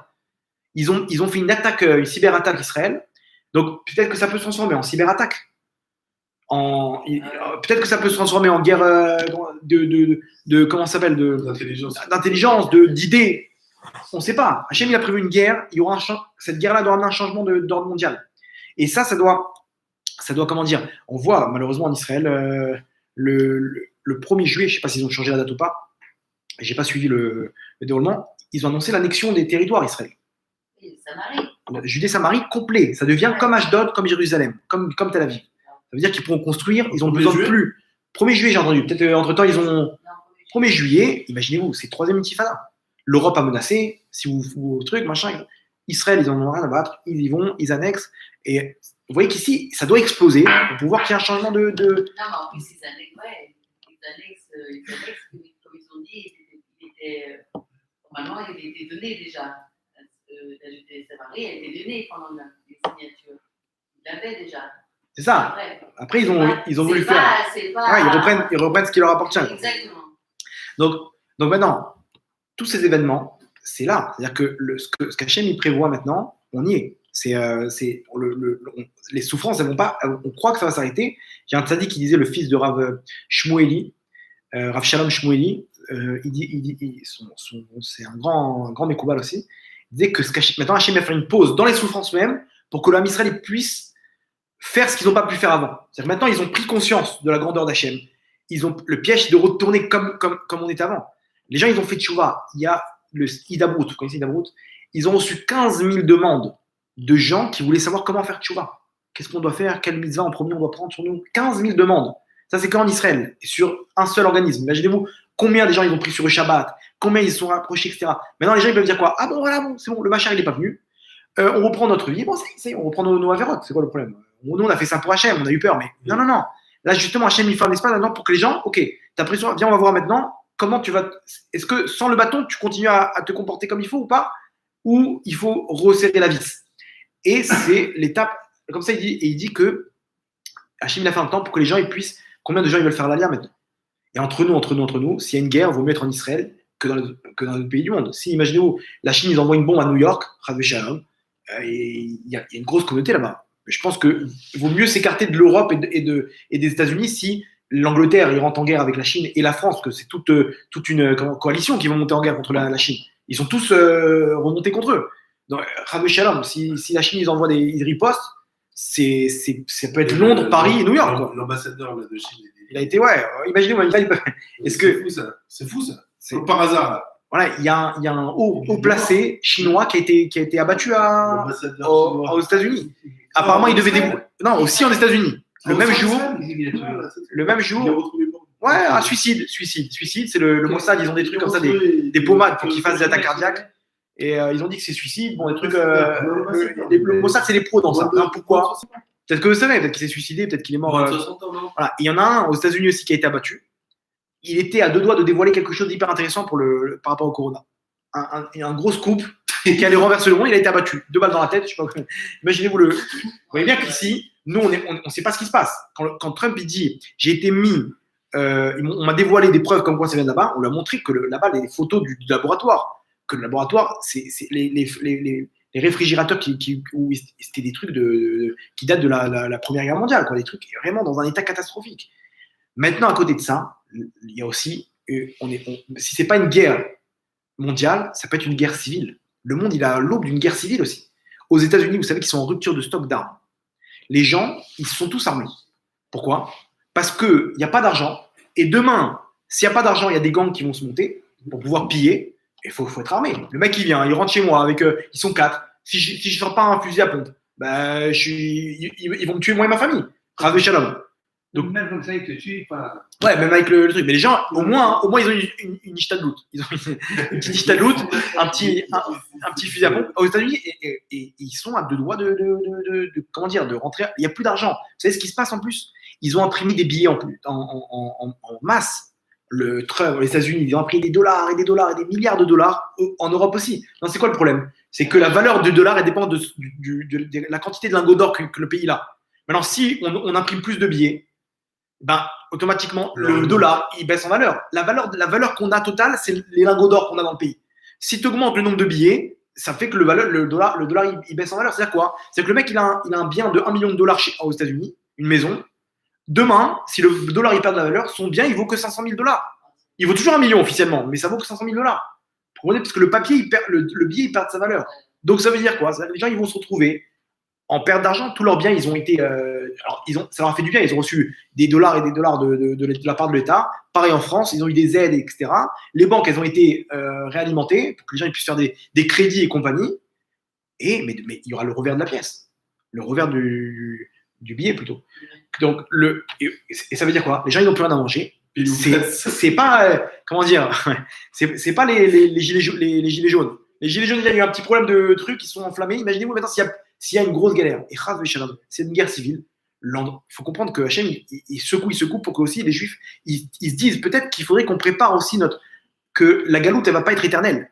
C'est vrai. Comme ça, il disait le Rav Sitruk, il disait aux Juifs, soyez légers. Soyez légers, parce que vous voyez bien ce qui s'est passé avec les Allemands, en Algérie. Hachem, au bout d'un moment, il va fermer la galoute. Il va dire ça y est, tout le monde en Israël. Il va réunir son peuple de gré ou de force. Donc, il leur disait quoi le Rav Sitruk? Soyez légers. Les gens, ils ont 3-4 appartements vends déjà celui de Deauville. Vends tes appartements. Ouvre un dossier déjà à l'agence juive. Commence au cas où il y a besoin. Tu n'as pas besoin de vendre ton appartement parce que s'ils voient qu'il y a des problèmes, ils vont voir que c'est un Cohen qui vend son appartement. C'est bon, lui, il veut partir en Israël. On va le négocier. Il ne va pas vendre. Il va se retrouver avec une valise. Il va partir avec une valise. Vends tes appartements. Prends une location. Achète des appartements en Israël. Comprenez qu'en Israël, il y a la bracha. Un appartement qui valait à Ashdod $200 000. Aujourd'hui, il vaut quoi? Il vaut même plus. Aujourd'hui, à Youtbet, 200 000 dollars, il va les appartements. Ça fait quoi? Ça fait 800 000, 900 000 shekels. Aujourd'hui, il valent 2 millions de shekels. Ça a doublé. Alors, pourquoi? Parce que plus il y a de juifs, plus il y a de bracha. C'est comme ça. Les juifs, ils partent du pays, le pays tombe. En Russie, en Espagne, au Portugal, les juifs, ils sont partis. Le pays a coulé. Le pays le plus fort aujourd'hui, c'est les États-Unis. Pourquoi? Parce qu'il y a un nombre important de juifs. La France, elle va couler. Pourquoi? Parce que les juifs, ils partent. C'est comme ça, c'est le principe. Apparemment, là, il y a 100 000 dossiers d'alias. 100 000 dossiers d'alias qui ont été ouverts. Augmentation. Les gens, ils ont ouvert des dossiers. C'est-à-dire 20% des juifs de France. Exactement. Donc, guerre civile, sans compter aussi un détail qu'on a. Et 500 000 juifs. Je sais pas, 600 000. À peu près. Donc, c'est pratiquement 20%. Si les Français viennent tout de suite, ils prennent le temps de prendre leur bien, ils viennent avec l'argent. Là, bien sûr. Ils remplacent leurs biens en France par un bien en Israël. Ils vont leur donner un coup de pied, ils vont partir, Voilà. ils vont laisser là. Voilà. Et ils louent un bien en France, qui paye avec la location qu'il y a ici en Israël. C'est ce que je leur dis à tous. Ils mettent ça vendez votre appartement, un agent immobilier. achetez en Israël et restez en location en France. Donc, quand vous voulez partir, vous êtes léger. Exactement. Vous n'avez pas de demande. Et ici, il y a déjà des agents immobiliers qui gèrent leurs biens. C'est comme ça que les gens, ils sont en France, ils ont 2-3 biens en Israël, et l'agent immobilier leur gère le locataire, le machin, etc. Petite pub pour mon père qui est agent immobilier à Ashdod. Didier Toledano, celui qui veut se renseigner pour les appartements. Spécialiste. Et Spécialiste. Maximum. Et donc maintenant, ici on voit on a l'aube d'une guerre civile. Le monde il peut se révolter. Surtout que vous savez que le monde aujourd'hui, les gens, ils en ont marre d'être esclaves. Qui dirige le monde? Vous savez qui dirige le monde aujourd'hui? On en a parlé tout à l'heure un peu. Les francs-maçons. Aujourd'hui, les francs-maçons, c'est eux qui donnent. C'est une mafia mondiale. Il faudrait que je fasse un cours un jour sur ce que c'est ça, sur la Torah. Hein. Parce que ce qui s'est passé avec Nimrod, qu'il a voulu faire la tour de Babel, etc. Il était contre Abraham Avinu. Ce qui s'est passé avec Paro, la pyramide. Là-bas, leur symbole, c'est une pyramide avec un œil. C'est eux qui dirigent tout. Les médias, la justice, la Cour suprême, elle est dirigée par eux. Rothschild, c'est eux. Non, la Cour suprême en Israël. C'est-à-dire quoi? Dès que Netanyahou il fait quelque chose qui leur correspond pas, hop, il leur ouvre un petit dossier. Netanyahou, il est avec eux parce qu'il n'a pas le choix. Mais c'est eux qui dirigent tout. C'est la Cour suprême qui dirige tout. Et c'est eux, et c'est des juifs, Soros, etc. Ils veulent contrôler le monde. Ils veulent comment ça s'appelle, filtrer la population. Ils veulent faire des vaccins. Qu'est-ce qu'ils vont mettre dans le vaccin? On ne sait pas. Ils veulent mettre des puces pour pouvoir contrôler le monde. Des gens, ils veulent contrôler le monde. C'est eux qui dirigent tout. C'est eux peut-être qui ont fait le corona. C'est peut-être eux qui ont fait le corona et qui ont vu comment le monde il a réagi comme des moutons. L'OMS, tout ça, c'est eux qui dirigent. L'ONU, c'est eux qui dirigent. Le directeur de l'OMS, c'est un Éthiopien, c'est un ancien terroriste. C'était un ancien Arafat. En Éthiopie, là-bas, il a fait la terreur là-bas. Et maintenant, en Tanzanie, écoutez bien, ils se sont rendus compte que c'était une arnaque, cette histoire, que l'OMS leur donnait des règles à suivre, etc. Ils ont fait des échantillons de gens qui étaient malades du corona. Ils ont pris quoi comme échantillon? L'huile de moteur de voiture. Ils ont pris des chèvres, des moutons, de la papaye. Ils ont pris des échantillons, ils leur ont donné à l'OMS. Et l'OMS, sur tous ces échantillons-là, ils leur ont dit il y a un pourcentage qui est malade du corona. Le président de Tanzanie disait on se fait arnaquer par l'OMS. C'est n'importe quoi. La papaye, elle est malade du corona. On va la mettre en confinement. Vous comprenez? C'est-à-dire qu'ici, c'est eux qui dirigent. Ils veulent voir un truc. Il y a des gens là-bas, ils recevaient aux États-Unis 13 000 $, les médecins, pour dire que le mec, il est malade du corona. Ce qui s'est passé là-bas, c'est terrible. Quand il y a quelqu'un qui était sous machine respiratoire, il recevait 43 000 $, le triple. Pourquoi? Parce qu'il prenait un risque, etc. Ici, il leur poussait à ce qu'il y ait le maximum de nombre de morts. Il y a des gens peut-être qui avaient la grippe ou qui ne sont même pas morts du corona, ils ont mis là-bas dans les données. Des gens, on ne sait même pas, ils ont pris combien d'erreurs il y a eu, combien de trucs d'échantillons, il y avait dedans du corona. Donc ici, le monde, il n'est pas bête. Il voit très bien qu'ils se font contrôler. Les mecs, ils ont mis la 5G. Ils ont mis la 5G partout, ils sont en train de mettre partout dans le monde. Maintenant, c'est connu que c'est dangereux pour la santé. Le système immunitaire, il s'affaiblit avec les ondes, etc. Ils en ont mis partout, sauf dans un quartier aux États-Unis, Palm Beach, où là-bas, tous les gens des francs-maçons, là-bas, Bill Gates, etc., ils habitent là-bas. Trump, ils habitent là-bas, à Palm Beach. Là-bas, ils n'ont pas mis le 5G. Ils veulent mettre des puces. Netanyahou, il a parlé de puces qu'on va mettre aux enfants en premier. Les vaccins, ils ont créé peut-être le mal pour pouvoir donner la solution qui est le vaccin, pour contrôler les gens. Il faudrait un jour que je vous fasse un cours sur ça. C'est une guerre entre les forces du bien et les forces du mal. Maintenant, ils veulent faire un nouvel ordre mondial, une mondialisation, où la capitale, les francs-maçons comme ça ils disent, la capitale, elle serait où? Jérusalem. Incroyable. Ils veulent contrôler Jérusalem. Il y a ici une guerre secrète entre les forces du bien et les forces du mal. C'est des forces du mal qui font le travail par l'intermédiaire de cet organisme. Okay, comme les forces du mal faisaient ce qu'elles devaient faire par l'intermédiaire de Nimrod et son organisme, par l'intermédiaire de Paro, nous rendent esclaves. Et il y a très peu de personnes qui vont sortir de ça. Le monde, il peut se faire. Eux-mêmes, ils peuvent déclencher la. la. Ça devait arriver. Oui, mais C'est la. Dedans, il y a des juifs, Soros, etc. C'est des juifs, ceux-là. Il y a marqué dans la Gemara que le Mashiach, à la fin des temps, c'est contre eux qu'il va se battre. Il va se battre contre le RF Rav qui mène maintenant le nouvel ordre mondial. Imaginez-vous, le Mashiach, il vient avec un nouvel ordre mondial, comme on a dit. Ça ne va pas leur plaire. Donc, ils vont rentrer en guerre contre lui. Et c'est ça ce qu'on dit à la dernière prophétie, que les peuples du monde, ils vont se réunir contre Jérusalem. Pourquoi? Parce qu'ils veulent cette ville-là comme capitale pour diriger contre le Mashiach, qui est leur principal concurrent. Exactement. Donc ici, les gens commencent à se révolter. Qu'est-ce que vous nous mettez? Vous nous contrôlez? C'est quoi cette histoire de virus que vous avez monté toute pièce? C'est prouvé aujourd'hui. C'est pas les chauves-souris. C'est monté toute pièce. Vous voulez nous contrôler? Ces vaccins, ces machins. Ils ont compris qu'ils se font balader. Le monde, il se fait balader. Donc ils veulent si on part, ça peut être une des raisons, en plus de l'économie, que maintenant ils s'en sont mis plein les poches. Bill Gates et compagnie, ils s'en sont mis plein les poches avec cette histoire. Et tous les autres riches, ils ont perdu leur fortune. Donc eux, ils ont pris encore plus de contrôle, et les autres, ils ont pris ils ont été mis en retrait. Tout ça, les gens, ça peut mener à une guerre civile. Les gens, ils sont déprimés aujourd'hui. Déprimés, des dépressions avec ce qui se passe, l'argent, etc. Ils sont déprimés. Ils sont en l'air, les gens, ils sont en l'air. Et déprimés, ils ont des peurs, ils ont des obsessions. J'ouvre une parenthèse pour dire que ceux qui ont besoin d'aide pour ça, à côté, je suis psychothérapeute. Une psychothérapie qui est à base aussi qui est à base. C'est-à-dire que c'est que les valeurs de la Torah et des techniques de psychothérapie, de la psychologie humaine, pour voir comment la Neshama l'influence dans le cerveau humain, de comprendre les deux. C'est mieux, en plus de connaître le moteur d'une voiture, de connaître comment il a été formé. Et vous savez qu'un juif, c'est tout ce que les psychologues peuvent dire, ça ne s'applique pas à un juif. Un juif, il a d'autres forces mentales, il est dirigé par sa neshama, et c'est pas pareil qu'un goy. Ce qui a été dit dans la psychologie, donc il y a une influence comme ça, c'est une psychologie un peu de la neshama. Au Hachem, il y a beaucoup de bons résultats. Celui qui a besoin d'aide, avec plaisir, on pourrait donner des conseils, répondre à des questions si on peut. Je donne ceux qui veulent envoyer des questions par mail. Mon mail est très simple, davidtoledano2626@gmail.com. Celui qui a besoin, etc., vous connaissez des gens, conseils, etc., avec plaisir. Entre nous, le meilleur remède, c'est de parler avec Hachem, c'est lui le meilleur psychologue. Mais s'il y a des gens qui ont besoin qui sont dépressifs par rapport à ce qui se passe, etc., aujourd'hui, le monde est dans un état catastrophique. Et tous ces ingrédients-là, ils peuvent mener malheureusement à une guerre civile, une catastrophe. Une guerre chimique aussi. Exactement, mondiale ou à l'intérieur du pays. Et à ce moment-là, il vaut mieux être en Israël. Parce qu'en Israël, au Hachem, il y a une ardoute. Avec un petit microbe, il peut faire un maximum de dégâts. Ils en mettent un peu plus et tu te vois. Exactement. Donc maintenant, pourquoi Hachem a fait tout ça? Pour pouvoir, vous avez compris maintenant que le rôle du Mashiach, c'est quoi? Nous amener à Hachem. Maintenant, tout ça, c'est quoi? Pour nous faire comprendre qu'il n'y a qu'un seul et même patron. Vous voyez bien, le directeur de banque ou le balayeur du quartier, les deux, pendant le corona, ils se donnaient. Hachem, c'est lui le patron. C'est ni les professeurs, ni les médecins, ni les avocats, ni les banquiers. Rien, ça vaut rien. En Italie, ils jetaient les billets par la fenêtre, tellement qu'ils en avaient marre. Rien. Hachem, c'est lui le patron. Hachem, il nous a montré, il a levé le rideau. Vous voyez que c'est moi qui dirige.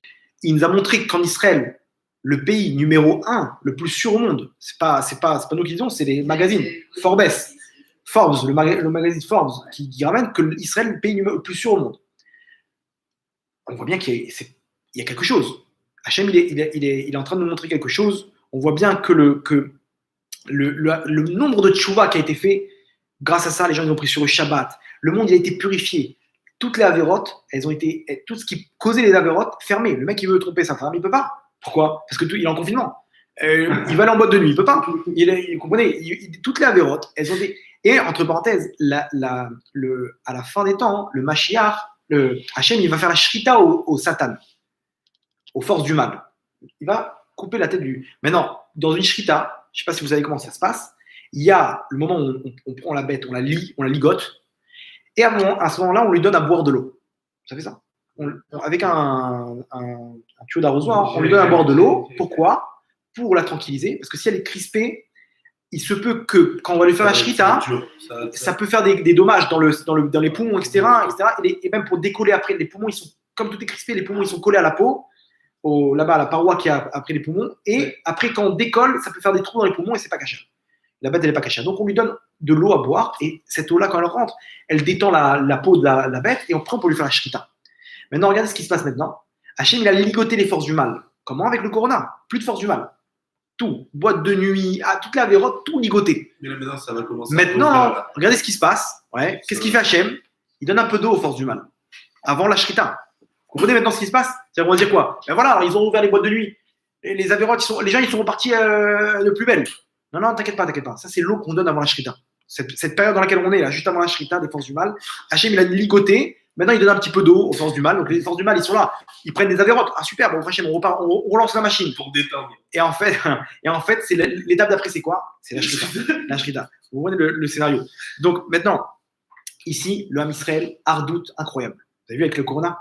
Moi, je priais de mon balcon avec d'autres gens en bas dans les balcons, etc. Ça marche. Selon les Ashkénazes, nous, c'est un peu compliqué. Mais c'est un Ashkénaz qui est pris là-bas. On était tous ensemble. Ardout. Regardez même les soldats, ils aidaient les personnes âgées, les religieux, les non-religieux, les machins, etc. Tout le monde ensemble. Au prochain, il y a une Ardout incroyable. Il n'y avait plus de différence. Le monde, il a été purifié. Les gens dans la rue priaient. Le ciel plein de touma, plein d'impuretés, purifié. Après, Hachem nous a rentré à la maison pour prier. Les murs de la maison purifiés. Par téléphone. Moi, j'étudie par téléphone avec quelqu'un le matin, avec qui j'étudiais. On étudie par téléphone. Donc maintenant, même les lignes téléphoniques là-bas, les lignes d'internet et de téléphone, on a passé une nombreuse avérotes. Malheureusement, les gens sur internet, Hachem et Hachem, ce qui se passe là-bas, même ça a été purifié. Hachem, il a fait un scénario où les gens, ils se sont rapprochés de lui. Donc super, on est dans le bateau. Maintenant, vous avez compris que la possibilité, il ne faut pas attendre que tout le monde il se renverse.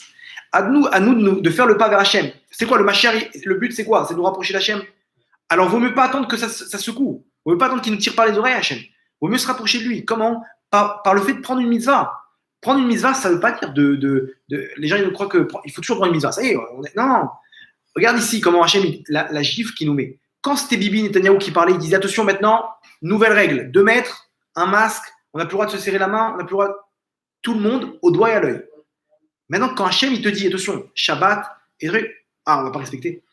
Vous comprenez comment Hachem il nous montre? Regarde là-bas comment tu étais au doigt et à l'œil. Pourquoi? De peur que tu sois contaminé par le corona. Mais Hachem, si tu n'écoutes pas sa parole, Hachem il rachète toutes les malédictions qu'un homme peut s'amener sur sa tête. Donc maintenant, quand c'était Bibi qui parlait, il donnait des restrictions, tu étais là au doigt et à l'œil. Quand c'est Hachem qui parle, il n'y a pas de non, ça va, c'est bon. Non, vous comprenez? Une personne, elle est obligée de se prendre en main maintenant, de prendre une restriction aussi et de se rapprocher d'Hachem. Pourquoi? Parce que le but, c'est de se retrouver unis avec Hachem. Hachem, on va se retrouver un amour éternel pour Hachem. Quand on va voir c'est qui Hachem, on va se rendre compte de mais pourquoi si j'avais su ça avant, j'aurais fait les mitzvot avec une simra, avec une joie énorme. C'est tellement dommage de se dire que Hachem, il est là. Après tout ça, c'est terminé. Après 120 ans, on retourne en haut. Hachem, c'est le roi. Ce qu'on a pu mettre de côté, on l'emporte à l'éternité. Maintenant, pourquoi Hachem, il veut qu'on prenne des mitzvot? Pourquoi il nous secoue? Hachem, entre nous, nos mitzvot, il n'en a rien à battre. Ça lui apporte rien, nos mitzvot et nos avérotes. Qu'est-ce que ça amène? Ça nous permet de coller à Hachem. Ça nous permet de nous rapprocher d'Hachem, exactement. Pourquoi? Parce qu'il y a une règle. De créer le lien. Le lien. Quand je fais quelque chose pour une personne, j'aime cette personne. Je vais expliquer ça un jour comment ça marche. L'amour, c'est une conséquence de l'investissement. Comment? Vous voyez bien que la Gemara, elle ramène comme ça qu'un homme, Adam Karov Latzmo, un homme, il n'aime que lui-même. Maintenant, une personne, elle n'aime qu'elle-même. Comment elle va aimer une autre personne? Quand elle va s'investir, il y aura une partie d'elle-même qui va se retrouver chez sa femme, chez ses enfants. Et on voit bien que l'amour le plus grand qui existe au monde, c'est une maman envers son enfant. Alors que l'enfant, il a maltraité dans l'accouchement, les vomissements, les médecins, les machins. Et pourtant, l'amour qu'elle a, cette maman pour son enfant, il est énorme, immense. Pourquoi? Parce que l'investissement, il est énorme. Cet enfant, c'est la maman elle-même qui se voit en cet enfant-là. Donc l'amour, il est énorme. Quand on dit à une personne, prends sur toi une mitzvah, investis en Hachem, parce que tu commenceras à l'aimer. Et c'est ça le but. Le but, c'est d'arriver à être main dans la main avec Hachem. Le Mashiach, il aura pour but de nous rapprocher de lui, de refaire le mariage entre l'homme Israël et Hachem. Il ne faut pas attendre que ça secoue. Il ne faut pas attendre que le Mashiach il arrive. Donc on y est. On est vraiment dans ce processus-là. On est dans l'accouchement. Ce qui peut se passer, Hachem et Rachem. On n'est pas dans les comptes d'Hachem, qu'Hachem il ramène ça avec miséricorde, etc. Mais il ne faut pas attendre qu'Hachem il secoue pour pouvoir se rapprocher de lui. Il faut prendre maintenant ce petit temps pour prouver à Hachem. Hachem, regarde, c'est quoi? Shabbat, tu m'as prouvé là-bas qu'il fallait que je prenne Shabbat. Je prends sur moi Shabbat. Ça va être dur, mais je m'investis pour toi, Hachem. Hachem, je veux te connaître. Tu sais quoi, je te connais pas, Hachem. Je ne sais pas comment ça marche. Je vais me rajouter un petit temps de Torah dans la semaine, dans la journée, une demi-heure, 20 minutes. Aujourd'hui, c'est très facile d'étudier la Torah. Sur Torah Box, le mec qui regarde un site, un cours, un truc, deux halachot par jour. Il peut aller dans une yeshiva, prendre d'étudier avec quelqu'un. C'est avec abondance aujourd'hui. Baruch Hashem. Le mec, il peut se rapprocher, la personne peut se rapprocher. La shonara, regardez, les masques, à quoi ça correspond? La tsniout, une femme, aujourd'hui, elle peut se maquiller jusqu'à demain. Son masque, il gâche tout. Pourquoi Hachem a fait ça? Pour lui montrer. Combien Hachem a montré? Maintenant, plus de bise. Il n'y a plus la bise. Même serrer la main, on ne peut plus faire. Pourquoi Hachem est bon? Regardez, le mec, il est en train de danser en slow avec la nouvelle mariée là-bas, avec sa belle-sœur, etc. Des trucs. Maintenant, Hachem, il nous écarte. Pourquoi? Il nous fait comprendre. Ici, il y a des choses qu'il faut prendre des distances. La hardou, tout ça. Hachem, il nous montre les mitzvot qu'il faut prendre sur soi. Et donc, il faut foncer. Et avant de prendre la mitzvah, il faut dire Hachem, c'est par amour pour toi que je le fais. Je ne ressens rien encore. Mais montre-moi cet amour. La personne, elle prend une seule mitzvah. Elle fait un pas vers Hachem. Et à ce moment-là, Hachem, il dit, c'est bon, toi, tu es avec moi. Et Hachem, c'est un juif, il est avec lui. Il peut faire de ce monde-là un Gan Eden à cette personne-là. Un paradis sur terre. Même si elle se trouve au cœur d'un camp de la mort, à Auschwitz, Hachem, il peut le protéger. On entend des histoires incroyables de gens qui ont été protégés par Hachem. Et une personne, si Hachem, il n'est pas avec elle, il peut se retrouver dans le. Hachem, il n'a pas besoin de l'enlever de ce monde-là pour l'amener au Guéhénam. Il peut se retrouver dans les pires épreuves qui puissent arriver. Donc, c'est quoi le point commun de tout ça? Akadosh Baruch Hu. L'objectif pour maintenant, c'est Hachem. Se rapprocher de lui. Le comprendre, le connaître, en étudiant la Torah, en prenant une mise sur soi, etc. Avancer, faire tchouva et dévoiler ça. Dévoiler regardez comment une personne là-bas en Chine, elle a contaminé 5 millions de personnes. 5 millions, comment ils sont? 5 millions maintenant? 5 millions. Maintenant, nous, Hachem nous montre, dans le bien, on peut faire ça. Comment? Une personne, elle peut contaminer dans le bien d'autres personnes. Allez, maintenant, je vais appeler un copain. Le pauvre, il est dans un sale état. Allez, frérot, renforce-toi, prends-toi une visa. Tu ne sais pas d'où on peut arriver maintenant. Faites passer des cours. Les gens, ils prennent des cours sur Internet. Ils les font passer. Peut-être pas des cours aussi longs que celui-là. On a un petit peu abusé là maintenant. Mais des cours de 2 minutes. Il prend un cours intéressant. Tac, il coupe, il envoie sur Facebook et compagnie, etc. Et la personne, elle se rapproche d'Hachem. Il peut contaminer le monde. 10 000 vues, 30 000 vues, 40 000 vues, 5 millions de vues, Bezrat Hachem. Qu'Hachem, il ramène tous ces enfants à la tchouva. Et qu'on puisse voir Bekarov, la venue du Mashiach, le plus rapidement possible dans la miséricorde. Baruch Adonai Leolam. Amen, amen. Chazak ou Baruch. C'était un cours de